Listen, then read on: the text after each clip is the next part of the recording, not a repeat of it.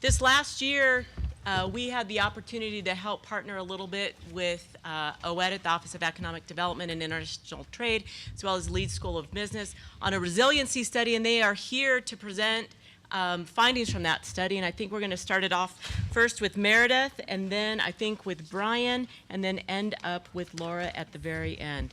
With that, I'll have Meredith come up and start things off. Oh, first we're going to find it for you. You don't want to do Census 2010, do you? I don't. Or 2020, I guess. Better.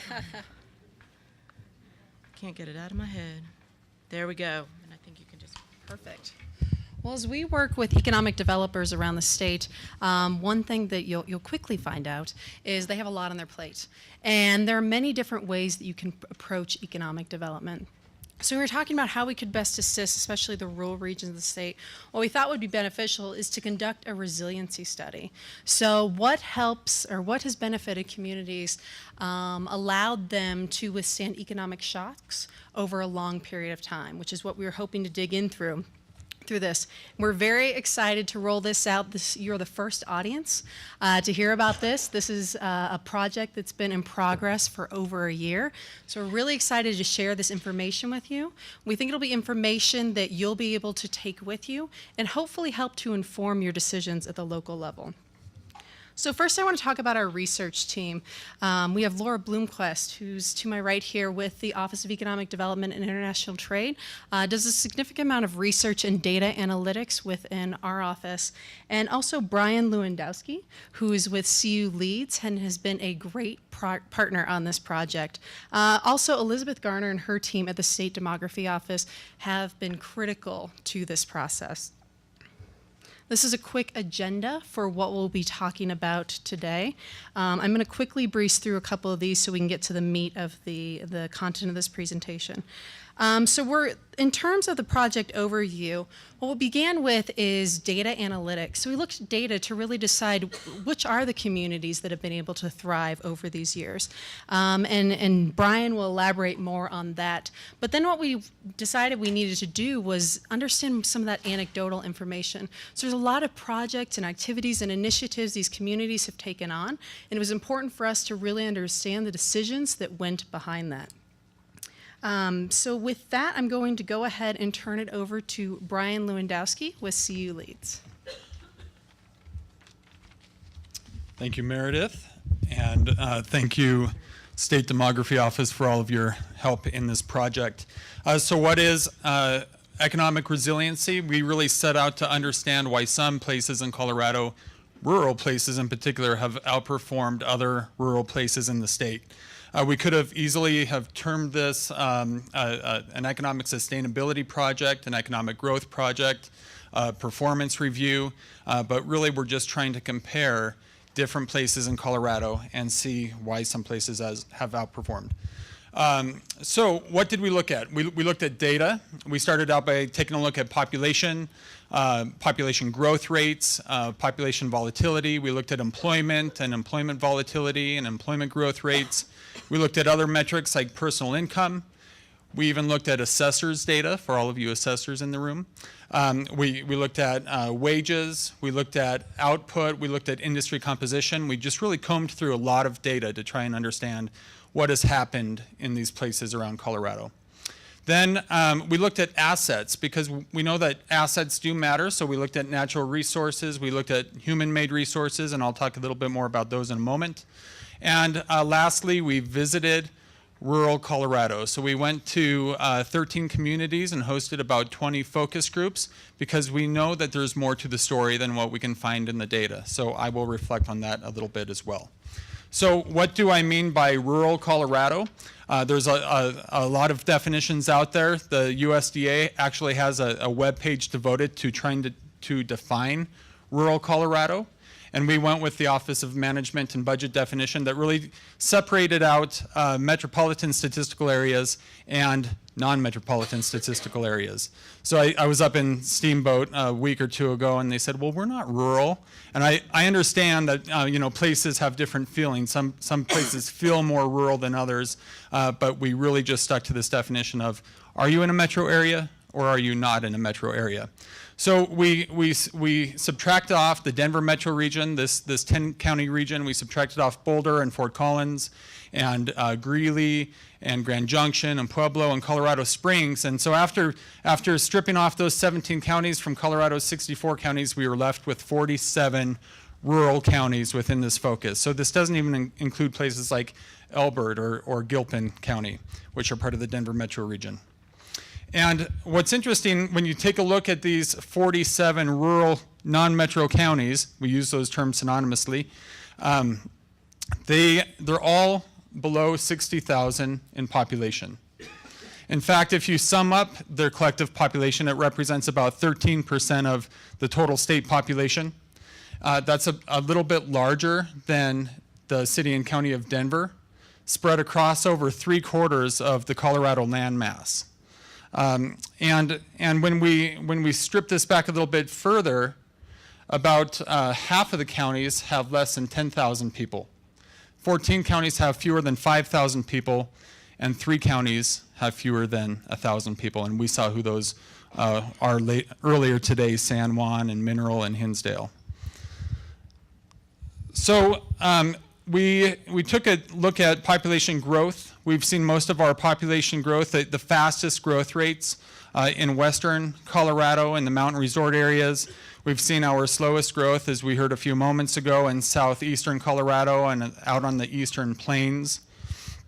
And when we zoom out a little bit, though, I think it's easy to take a look at this first map and understand that rural Colorado is growing slower than metropolitan Colorado. We see that rural Colorado is still in a recovery mode from the recession, where urban Colorado has well surpassed their pre-recession peaks. And so I think traveling around Colorado, you get bogged down in kind of this dismal story sometimes of slow population growth or slow employment growth. But for perspective, we zoomed out to the nation, and what we found was, when we sorted all about 1,950 counties nationally, these are all rural counties nationally, Colorado actually has performed pretty well over the past 25 years. We took a long-term view in this study because we didn't want to just focus on the past 5 years or past 10 years that were really impacted by the Great Recession. We wanted a much longer view where we could take a look at many more economic events. So these economic shocks that can include things like fires and floods and droughts, as well as that impact of the national and global economic recession. So we sorted all 2,000 counties, and we looked at how Colorado counties rank. And we grouped them into 4 groups, so slowest group, next slowest group, third, and fourth. And what we found is that more than half of Colorado rural counties are in the fastest quartile for population growth nationally. And more than 3/4 of these rural counties are in the top 50% nationally. So even though some things sometimes feel like they're moving slowly in Colorado rural communities, we're still outperforming the nation. So we looked at assets. We looked at things like oil and gas production. We looked at coal. We looked at molybdenum. We looked at aggregates. We looked at wind and solar. We took a look at a lot of human-made resources like interstates and highways. We looked at community colleges. We looked at correctional facilities and airports. Just about any metric that you can think of where we could find data on all 47 counties. And we tried to understand how they impact growth. We know that assets certainly do matter, so proximity to interstates do matter. We know that community colleges are special in that you're creating a pathway or a runway for your students to continue their education. And I'll show you in a few moments that education really matters. We know that colleges also bring young people into the community, and hopefully a few of them will stay, so it's a good investment in your youth, in your future. And we know that things like airports, and all of this matters. When it came to natural resources, this was a little bit harder because a lot of these natural resources have come online recently. When you think about big solar fields or wind fields or even oil and gas development, a lot of this is a new development. And sometimes natural resources can be a detriment to long-term growth when you think about what's happening with the coal industry in Colorado right now. So sometimes assets can actually be an inhibitor to growth. But again, when we zoom out, the first national map was showing population growth. This map is showing employment growth nationally. Again, Colorado rural counties are outperforming the nation. So about 63% of rural counties in Colorado are in the top quartile for growth, and about 83% are in the top half for growth. We only have 3 or so in the bottom quartile. So what are some of the other things that we looked at that matter? Because really, if we're talking about natural resources and human-made resources, a lot of these are already built out, right? So the table's been set, and we're not really building more colleges, we're not building more interstates. So what else is important for growth in these communities? And we took a look at employment in the prime working age population. So we've heard a little bit about this earlier today.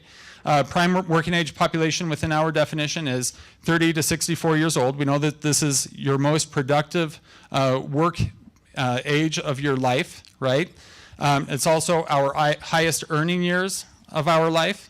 And places that have a higher concentration of that prime working age population have experienced faster employment growth and faster population growth over the past 25 years. The question is, how do you increase your prime working population locally? And nationally, we've gone through this phenomenon where we have a decreasing labor force participation rate among your prime working age population. So how do you increase that prime working age population rate and labor force participation? So what else matters that we looked at? We looked at educational attainment, and there's a strong positive correlation between your level of education as a community and your employment growth. So we're taking a look at high school diplomas, bachelor's degrees, and doctorate degrees, all a strong positive correlation.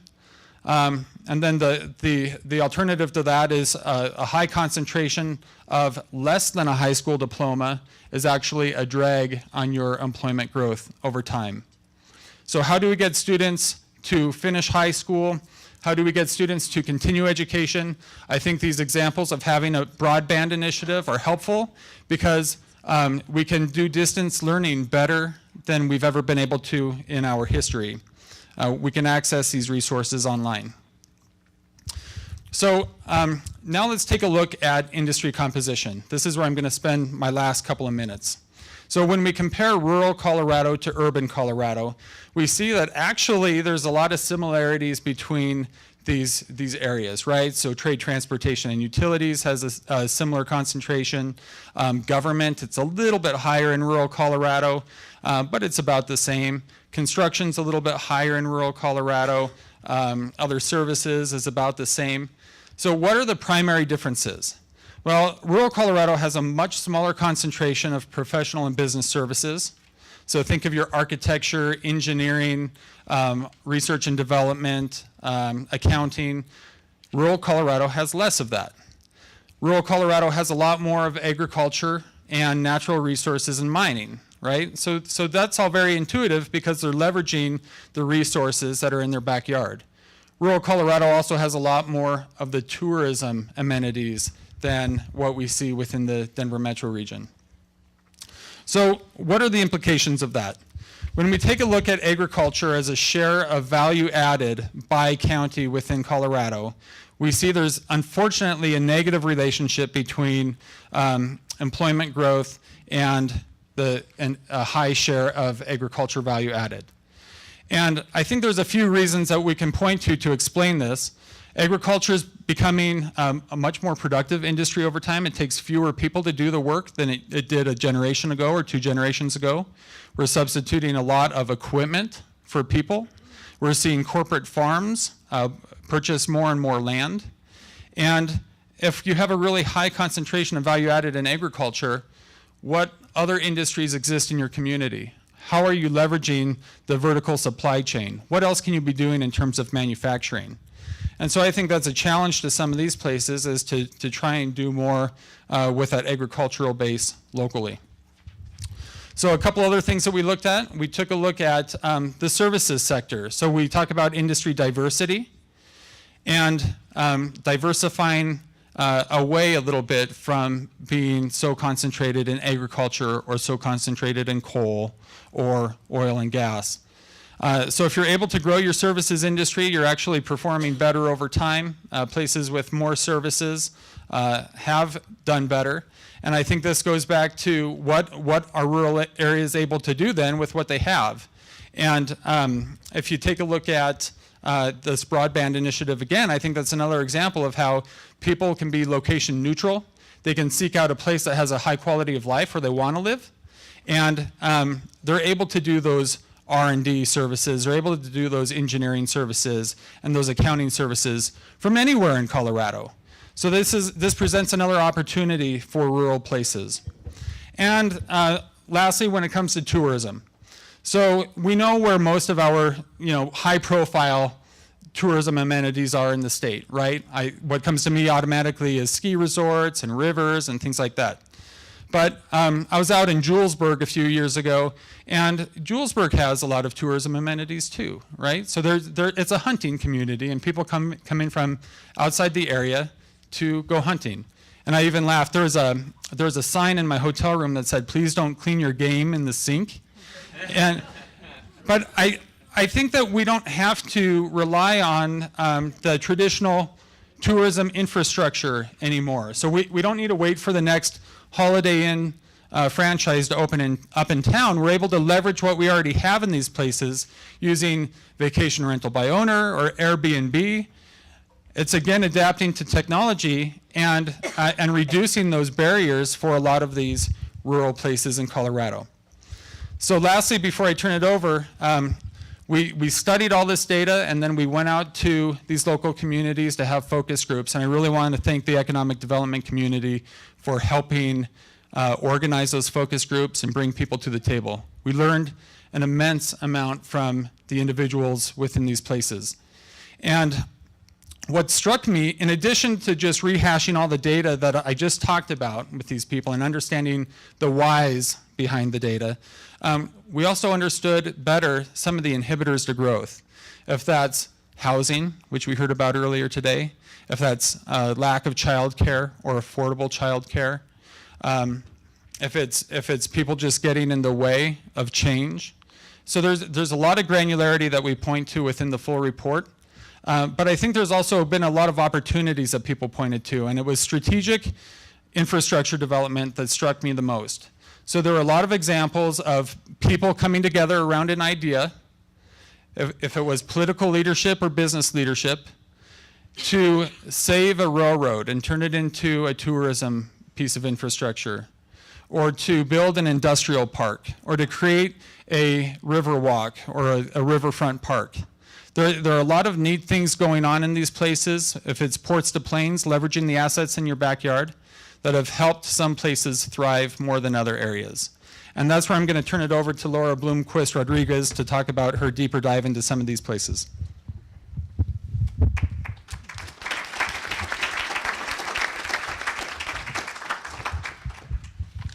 Thank you so much, Brian. Can you guys hear me? I'm a little bit shorter, so I have to adjust the microphone. So yes, as Brian mentioned, there were several components that were discussed in the focus groups that really came off as perceived drivers and challenges to resiliency. And so we wanted to get a better idea of kind of the stories behind those drivers and challenges. And so some of the components can be measured, as Brian described. So you have industry diversity, you can look at the location quotient, you have housing, you could look at vacancy rates, but really there are other things that are really hard to measure, such as quality of life and leadership. And so we really wanted to get a better understanding of what communities are doing in those areas. So what we did is we spent a week in two cities or two towns, Durango and Salida, and interviewed leaders, business leaders, community members, public officials in those areas. And so Durango is fairly geographically isolated, rural but a larger town, and it has a university. So we thought it would be an interesting place to look, and it's shown resiliency. And then Salida is a rural mountain town, smaller population, without a very large university presence. And these two towns both have faced the same challenges that many rural communities across the state face. So we wanted to really understand what was going on there and learn from their successes. So some of the drivers that Brian discovered through his focus group, so drivers of resiliency, included quality of life, education and healthcare, community leadership, industry diversity, and transportation. When I was doing the interviews, I found that by far the most important thing on this list was quality of life. So in my interviews, I had the interviewees rank from one to 5 what was most important, and quality of life for both communities was the #1 importance. So what is the quality of life, and what have these communities done? So they've really focused on placemaking. So that's the process of creating quality places in which people want to live, work, and play. And you see this in the private sector right now. What are companies doing, like Google and Facebook, doing to really retain and attract talent? So, you know, they have ping pong tables. It doesn't mean these communities are building ping pong tables and kombucha taps, but they're doing something. So I wanted to learn what those things were. So they've been focusing on building the natural amenities, and then the historic districts. So creating a vibrancy, focusing on festivals, markets, special events. And so they're really doing this in part to provide that quality of life for the individuals here in that community. And by means of doing that, they're also attracting people to those communities. So for example, Salida has the water park, and that was developed over years and years and years of planning, really to provide this resource to that community. Durango has the business improvement district that focuses primarily on keeping that central historic business district beautiful. And they have community buy-in, they have business buy-in, and it creates this vibrant place for the community, and it drives the local community members there, and then also the tourists.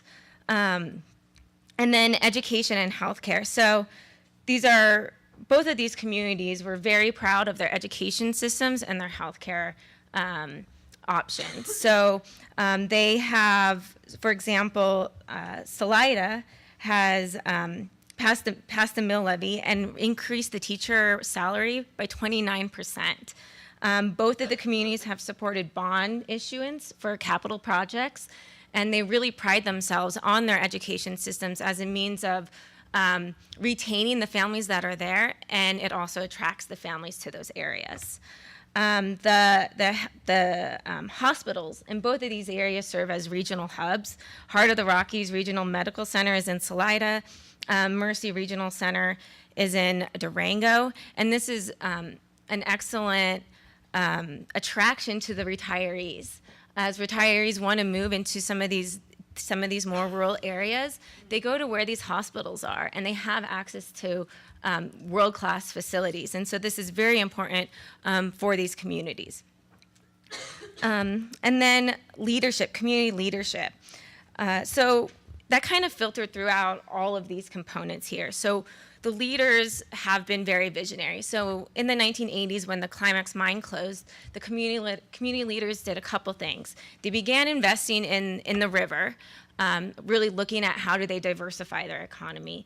And additionally, they focused on the historic center. So Charlie Forrester, a leader in the community, he and a group of business owners bought the old steam plant, which is the photo over next to community leadership. And so it was an old broken down steam plant. They told stories of the pigeon droppings all on the inside, and it was disgusting, but it was along the river and in the historic center. So they refurbished it and they made it into a theater, and now it serves as a community center. So they'll have weddings, events, theater, performance there, and it's really the heart of the community. When they refurbished it, they actually sold it back to the city for $1. So it was really, these leaders had the vision in that community and that long-term outlook to build sustainability within their community. In Salida also during that time period, they got the businesses together and they redid the gutters on the main street. They did the painting and the lighting on the buildings. And so that really brought this vibrancy to that community. And then also, additionally, what we saw in Salida and Durango is leadership programs. So they have youth leadership programs and then emerging leadership programs. So how do you bring, mid-career professionals up into that leadership role, or how do you bring youth to leadership roles? And so they've really focused on this. Industry diversity. So to some degree, they're relatively diverse, these economies, but really when discussing industry diversity, they really spoke to the importance of broadband. So having the availability of broadband has allowed for those remote workers to be successful and to live in the places where they really want to be. And then lastly, there's the transportation. So it was really interesting. They talked about the internal transportation and then externally. So yes, it's important to have the highways and the roads to access the town. Durango has a commercial airport, and they're on the ballot initiative. There's a ballot initiative this year to expand it, and that is important. But really what the community members focused on was that internal transportation. So that walkability, the bikeability, what have they done in their community to really bring people together, to bring that density? And that was a really big focus. And so that was pretty fascinating to hear, is how they're kind of treating transportation to the quality of life. And then lastly, the challenges. So looking at housing availability, supply, labor market, youth and family retention, and smart growth.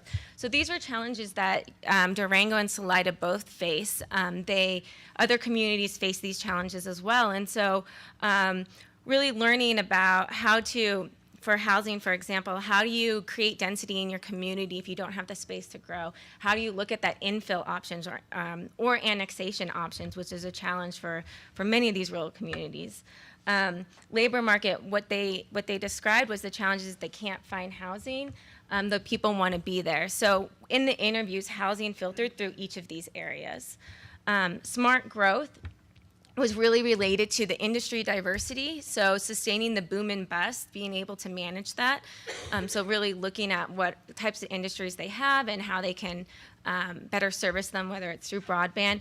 And then also smart growth in the sense of urban development and looking at how they can provide, housing and infrastructure for the community. And then lastly, some observations and recommendations for other communities is really have a vision for your community. Get community buy-in, have visioning sessions, and understand how you want to develop and who you want to be. Invest in the community assets, really think long-term for the community. Take risks. The business leaders definitely took risks in the 1980s in Salida to really change their economy.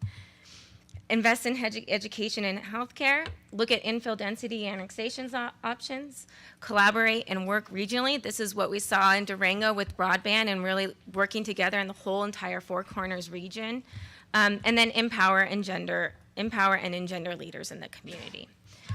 So thank you so much, and Meredith is gonna have Q&A. All right. Thank you.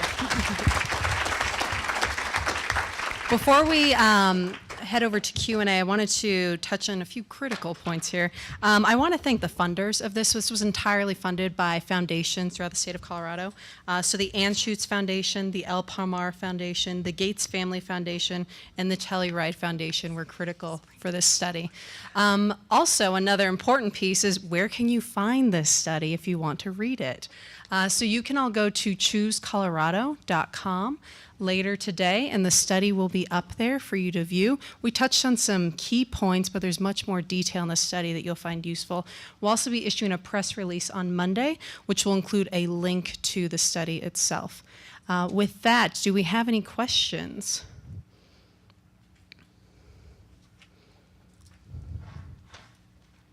Are you all that ready for lunch?